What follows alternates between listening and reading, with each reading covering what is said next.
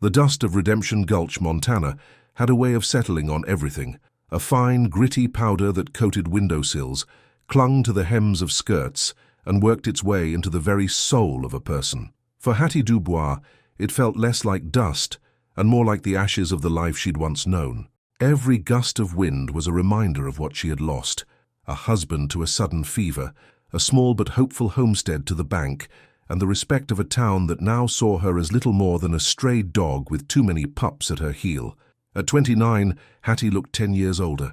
Her chestnut hair, once her pride, was often scraped back in a severe bun, revealing the sharp, fine bones of a face that had grown too thin. But her eyes, the color of a stormy sea, still held a flicker of defiance. It was that flicker that got her through the days, through the mending of clothes worn threadbare, the stretching of a single loaf of bread to feed 5 hungry mouths, and the pitying glances of the townsfolk. Her children were her world, her reason. James, at 13, was a mirror of his father, with a serious brow and shoulders already taking on a man's width. He was her little man, a role he carried with a heavy, resentful silence. Then there was Mary, 10, gentle and kind, a little mother to the 7-year-old twins, Elmer and Ira, 2 whirlwinds of scraped knees and perpetual motion. And finally, there was Rose, her 5-year-old blossom, whose cough seemed to linger a little too long in the crisp autumn air. This particular afternoon, Hattie stood in Miller's Mercantile, the last of her husband's savings, a pitiful collection of coins clutched in her hand. The list was short: flour, salt, and perhaps a small bag of beans. Luxury was a memory. "That'll be 45 cents, Hattie," Mr. Miller said, his voice soaked in a sympathy she despised.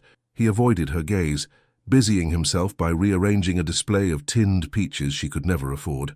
Behind her, 2 of the town's more prominent wives, Martha and Frances, whispered just loud enough to be heard. 5 children.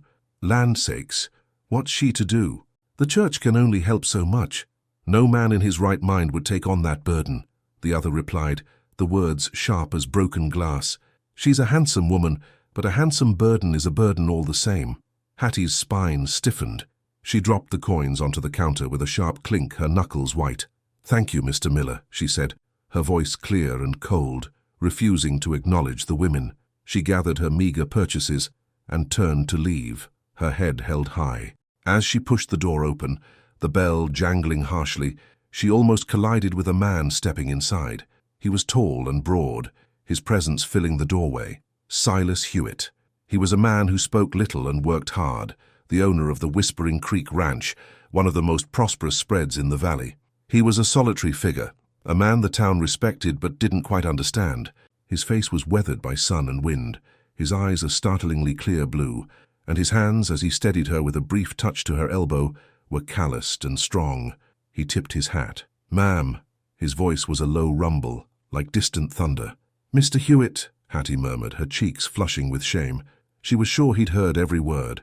She hurried past him, her children her only thought. Silas watched her go, her back straight as a fence post, her worn dress whipping around her ankles in the wind. He had heard the women's gossip, and it had curdled something in his gut. He didn't see a burden.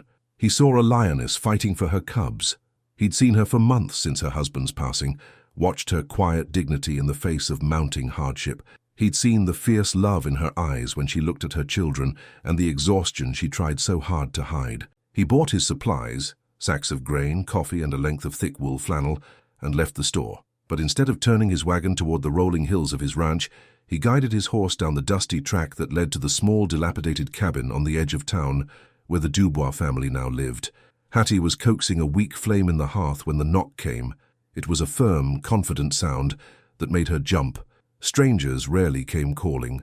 James, who had been whittling a piece of wood on the porch step, immediately stood, his expression wary and protective. Hattie wiped her hands on her apron and opened the door a crack. Her heart gave a jolt when she saw Silas Hewitt standing there, his hat in his hands.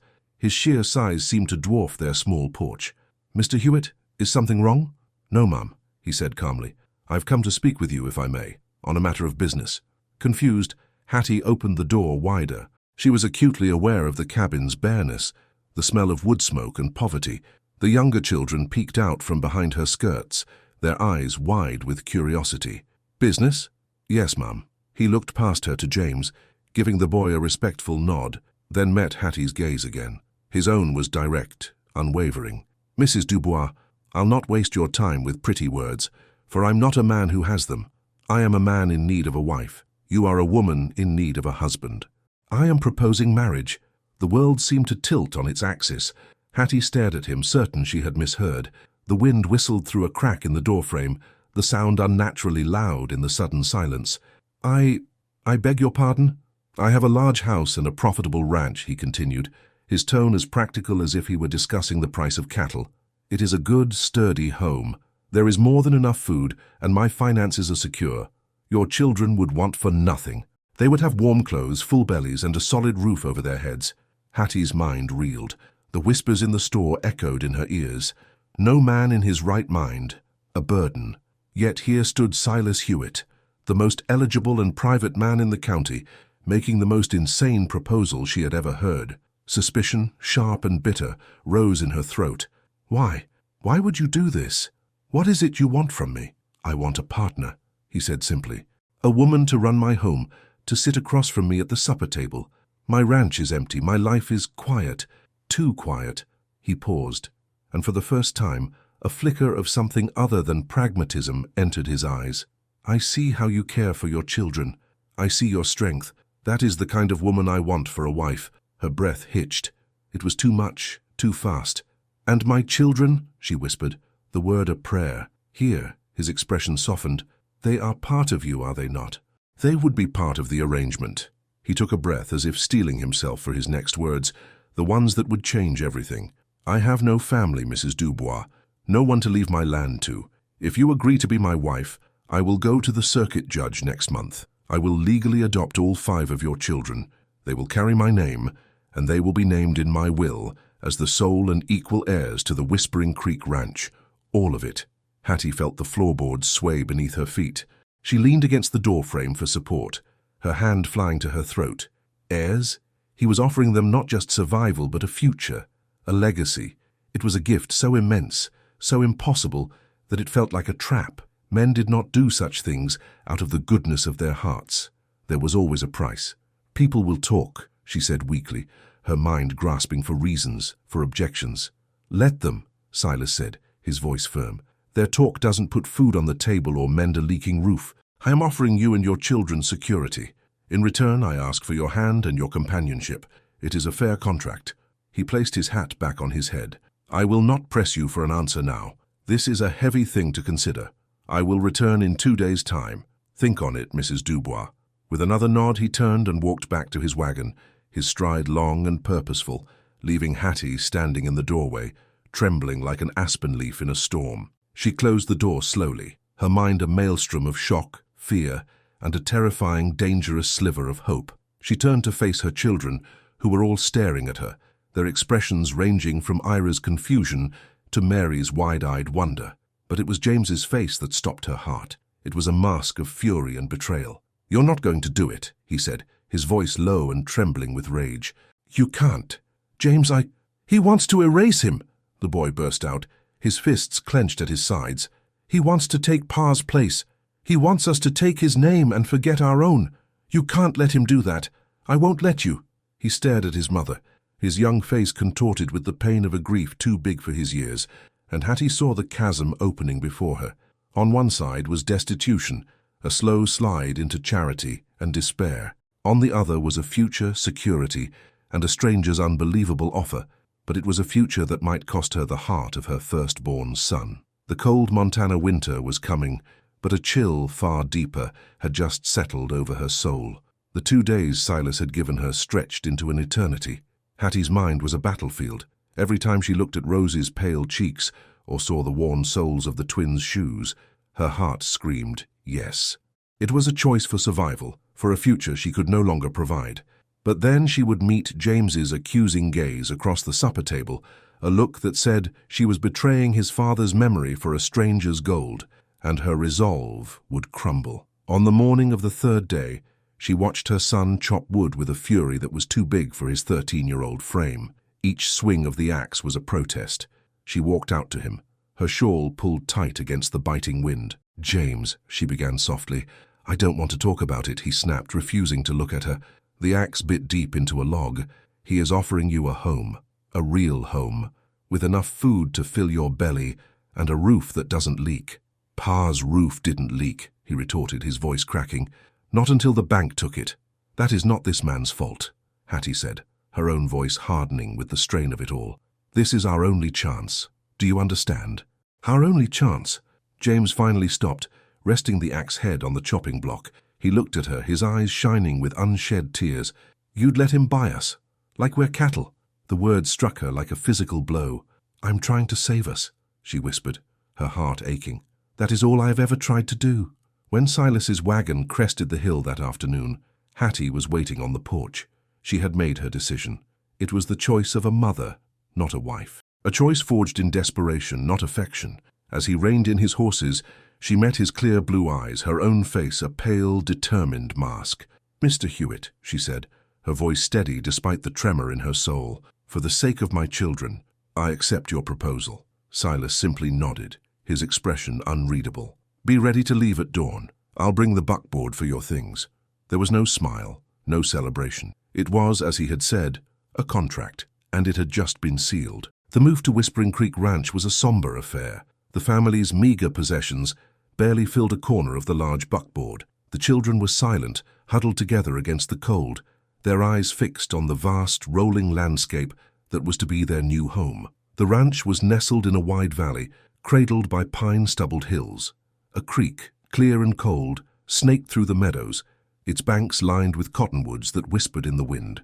The house itself was a two-story timber structure, strong and imposing, with a wide porch and windows that seemed to watch them like cold, vacant eyes. It was a magnificent place, but it held none of the warmth of their cramped, beloved cabin. Inside, the furniture was sparse but well made. The floors were clean and a fire was already laid in the great stone hearth. But it was the house of a man who lived alone. It was clean, orderly, and utterly devoid of life. It felt less like a home and more like a museum of one man's solitude. The first weeks were brutal. Hattie threw herself into her work, scrubbing, cooking, and mending with a frantic energy. She was determined to fulfill her side of the bargain, to be the capable woman he had sought. But she felt like a ghost in his house. They moved around each other with a polite, aching distance. Meals were eaten in near silence, the clinking of cutlery the only sound to fill the cavernous dining room. At night, she slept in a separate room from him, the door a silent barrier between their two worlds. She was his wife in name, but in every other way, she was his housekeeper. The children were no better. The twins, overwhelmed by the space, were either unnaturally quiet or a whirlwind of chaos, once tracking mud all through the freshly scrubbed kitchen. Mary tried to be helpful but was shy and withdrawn, while Rose often hid behind Hattie's skirts whenever Silas entered a room. James was the epicenter of the storm. He did his chores with a sullen obedience that was worse than outright defiance. He referred to Silas only as Sir or Mr. Hewitt, his voice dripping with contempt. One afternoon, Silas found James struggling to repair a broken latch on a corral gate. The boy's frustration was mounting with every failed attempt. Silas approached quietly. "You're holding the hammer wrong," he said, his voice even. "You'll bruise your knuckles." "Here, let me show you." He reached for the tool, but James snatched it back. "I can do it myself." Silas held his hands up in a gesture of peace. "Didn't say you couldn't, just said there was an easier way." He watched for another moment as James fumbled. "You need to brace the wood from behind, otherwise it just splinters." Without waiting for permission, Silas picked up a spare block of wood and held it firmly against the back of the gatepost. "Now try." Reluctantly, James hammered the nail. It went in straight and true. He stared at it, then shot a resentful glance at Silas before turning back to his work, muttering a barely audible, "Thanks." It wasn't much, but it was a start. Silas knew that trust, like a sturdy fence, had to be built one post at a time. He began to look for small ways to bridge the chasm between them. He noticed Mary staring longingly at a bolt of blue ribbon in the mercantile one day. The next time he went to town, he bought it for her. He presented it without ceremony, simply leaving the small parcel by her plate at breakfast. Her gasp of delight was the first truly happy sound he'd heard from her. He won over the twins one evening on the porch. While Hattie was finishing the dishes, he sat on the steps and, to their astonishment, let out a perfect, mournful coyote howl. Elmer and Ira stared, their eyes like saucers. He followed it with the hoot of an owl. and the chattering of a squirrel. Soon the boys were giggling, begging him to do more, their fear of the large, quiet man melting away into peals of laughter.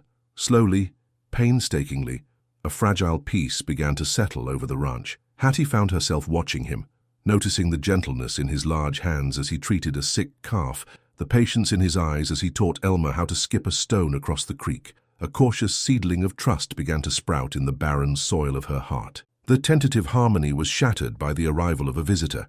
Nelson Croft, their closest neighbor, rode up one afternoon on a fine black stallion. He was a man with a smile that never reached his cold, calculating eyes. His own ranch was smaller than Whispering Creek, and it was common knowledge he coveted Silas's land and its superior water rights. "Silas, you old hermit," Nelson boomed, dismounting with a flourish. "Heard you finally decided to get yourself some company, and quite a bit of it at that." His gaze swept over Hattie and the children on the porch, a smirk playing on his lips. "Nelson," Silas said, his voice flat. He positioned himself slightly in front of Hattie. "This is my wife, Hattie, and these are my children." Nelson tipped his hat, his eyes lingering on Hattie in a way that made her skin crawl. "A pleasure, Mom. You've landed on your feet, and no mistake. Found the deepest pockets in the valley." He chuckled, as if it were a fine joke. "And all these heirs. Popped up out of nowhere. You're a fast worker, Silas, I'll give you that." "They are my family," Silas said, his voice dropping to a low, dangerous tone. "And this is my property. State your business, or be on your way." Nelson's smile faltered. He held up his hands. "Just a friendly welcome, neighbor. No need to get prickly." He mounted his horse, gave Hattie one last, insolent look, and rode off. The encounter left a sour taste in Hattie's mouth. 2 days later in town, she understood why. As she was leaving the mercantile, she heard Martha and Frances, the same women from before, whispering by the post office. "A gold digger, that's what Nelson Croft is calling her, says she trapped him, played on his loneliness to secure that ranch for her brood. And a whole brood it is. He says Silas must be a fool taking on another man's responsibilities." Hattie fled, her cheeks burning, the bag of flour feeling like a 100-pound weight in her arms. Nelson wasn't just a bad neighbor, he was an enemy. He was poisoning the town against them, trying to isolate them, to make them outcasts. She had traded the town's pity for its scorn. That evening, as the sun bled orange and purple across the horizon, she found Silas on the porch, sharpening a blade. The silence between them felt different tonight, heavier. "I heard what they're saying in town," she said quietly, her voice barely a whisper. "What Mr. Croft is spreading about me, about us." Silas didn't stop his work, the rhythmic shing-shing of steel on stone filling the air. "Words are just wind, Hattie. They can't hurt you unless you stand in their path." "But they do hurt," she insisted, her voice trembling. "They make this arrangement feel shameful." He finally stopped. He looked up at her, his clear eyes catching the last light of day. There is no shame in a man providing for his family, and there is no shame in a mother doing what she must to protect her children. He paused, his gaze holding hers. "You are my wife. These are my children. This is our home. Let them talk. The wind will carry their words away soon enough." In his simple, solid declaration, Hattie felt an unexpected anchor. He hadn't offered platitudes or apologies. He had offered solidarity. For the first time, standing on the porch of the stranger she had married, Hattie felt a flicker of something that wasn't fear or gratitude. It was a fragile, tentative sense of belonging. It wasn't a home yet, but for the first time, it felt like it could be. The fragile peace of autumn was fleeting. As the cottonwoods along the creek shed their golden leaves and the hillsides turned a sober brown, a chill settled over the valley that had nothing to do with the weather.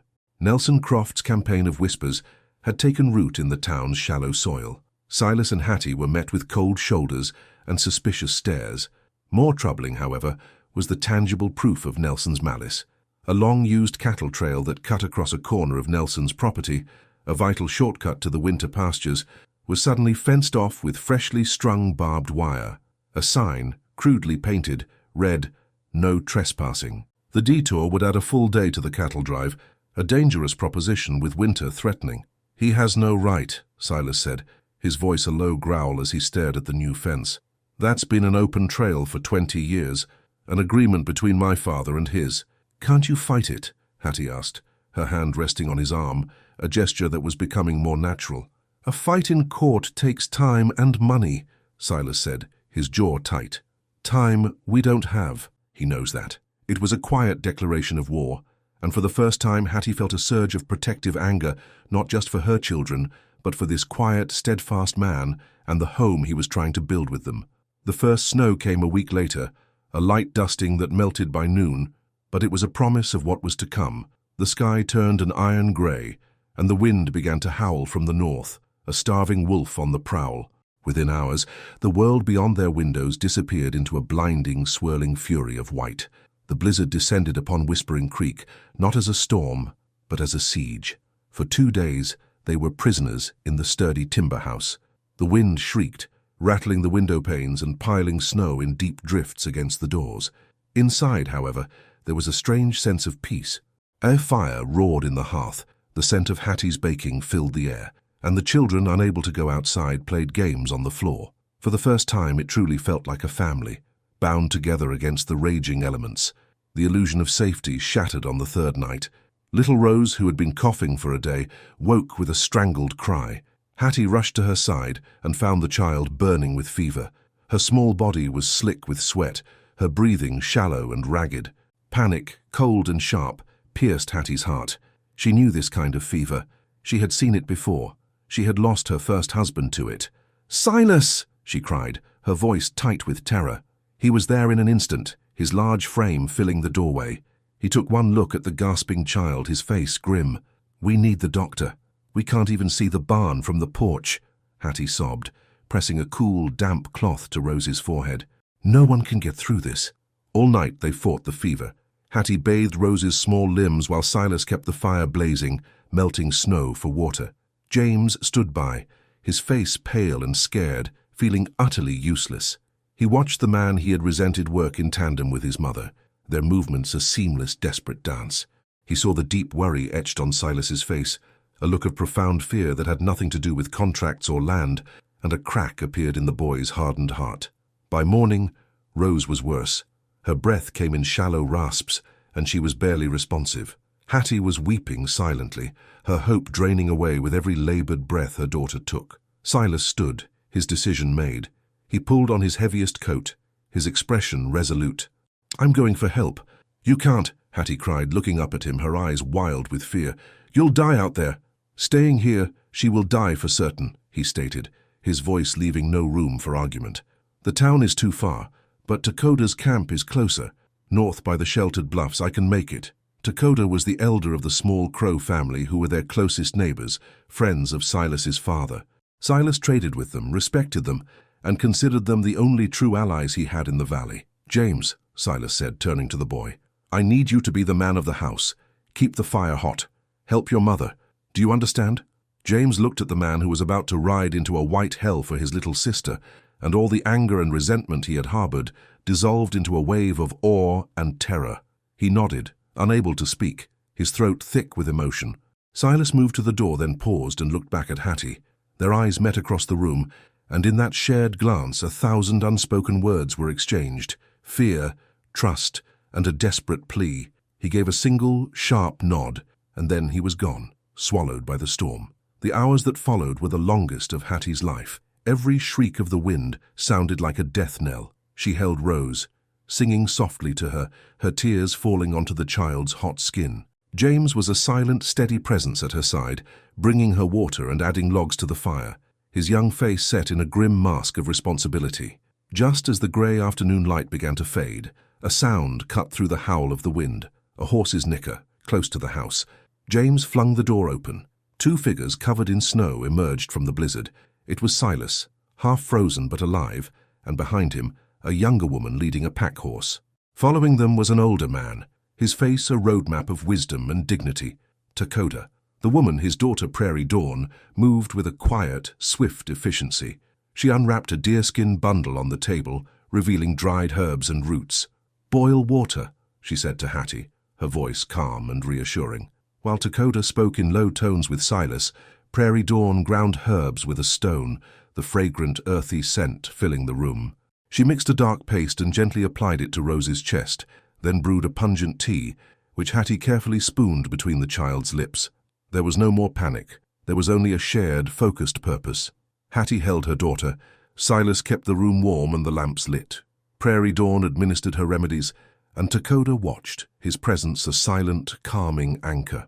James, without being asked, held a lantern steady, fetched more blankets and did everything he could, his eyes darting from Silas's weary face to his sister's still form. He was no longer a boy fighting a phantom intruder. He was a young man fighting alongside his family. They worked through the long, dark night, a silent, unified force against the spectre of death. Hattie felt Silas's hand brush hers as they adjusted a blanket, his touch a current of strength. She saw the absolute trust in his eyes as he watched Prairie Dawn work, and she felt her own heart swell with a gratitude so profound it was painful. Just before dawn, as the wind began to quiet its mournful cry, Rose stirred. Her eyelids fluttered. Prairie Dawn laid a hand on the child's forehead. "The heat is breaking," she whispered. A collective sigh of relief filled the room, so immense it felt like a physical presence. Hattie buried her face in Rose's pillow, her body shaking with silent, exhausted sobs. Silas placed a heavy hand on her shoulder, a gesture of shared victory and profound comfort. He looked over at James, who was slumped in a chair, asleep from exhaustion. The lantern still held loosely in his lap. Then he met Hattie's gaze, his own eyes red-rimmed and weary, but shining with a fierce, protective light. Later, as Dakota and Prairie Dawn prepared to leave, the storm having finally passed, James awoke. He saw Rose sleeping peacefully, her breathing easy and regular. He looked at his mother, her face tear-streaked but radiant with relief. Then he looked at Silas, who was thanking Dakota at the door. The man was covered in snow, his face raw from the wind, exhaustion etched into every line. He had risked his own life, not for a contract or an agreement, but for a little girl, for his little girl. As Silas turned back into the room, James walked over to him. The boy's chin trembled and his eyes were bright with tears he no longer fought to hide. He looked up at the tall, quiet man who had saved them. "Thank you," James whispered, his voice thick. And then the last wall in his heart crumbled to dust. "Thank you, Father." The word hung in the quiet air of the dawn, a fragile, powerful thing. It was more than a name. It was an acceptance, a surrender, a beginning. Silas's stoic expression broke, and he placed his hand on his son's shoulder, his grip firm and sure.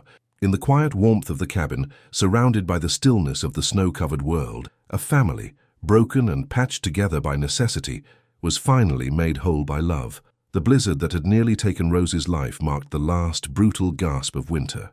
As the snows receded and the first green shoots of spring pushed through the damp, dark earth, it was clear that the season had changed not only in the valley, but within the walls of the house at Whispering Creek. The quiet, aching distance between them had vanished, replaced by an easy warmth that settled into the very timbers of the home. Laughter, once a foreign sound, now echoed in the halls, a constant melody from the twins, a soft giggle from Rose, and even the deeper, rumbling chuckle of Silas himself. James, now and forevermore, called Silas Father.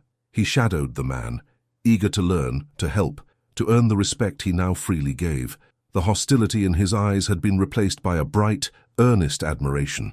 Silas, in turn, treated him not as a stepson, but simply as his son, teaching him the rhythms of the land, the language of the cattle, and the quiet satisfaction of a hard day's work. It was during one of their rides to check the fence lines along the northern pasture that they found it. The creek, which should have been running high and fast with the spring melt, was noticeably lower than Silas had ever seen it. "Something's not right," Silas murmured. His eyes narrowed as he scanned the landscape upstream. "Let's follow it."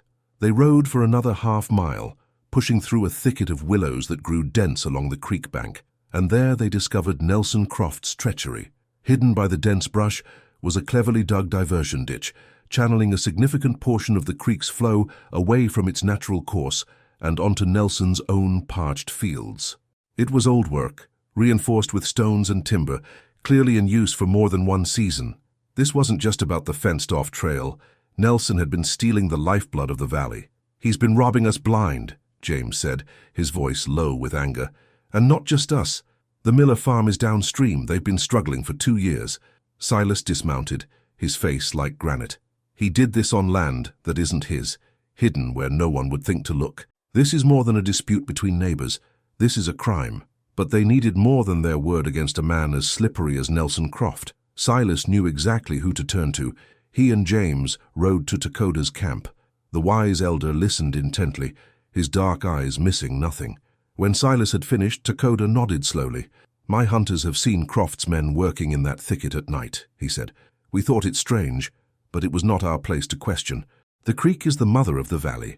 To steal her milk is to starve her children. We will speak the truth of what we saw."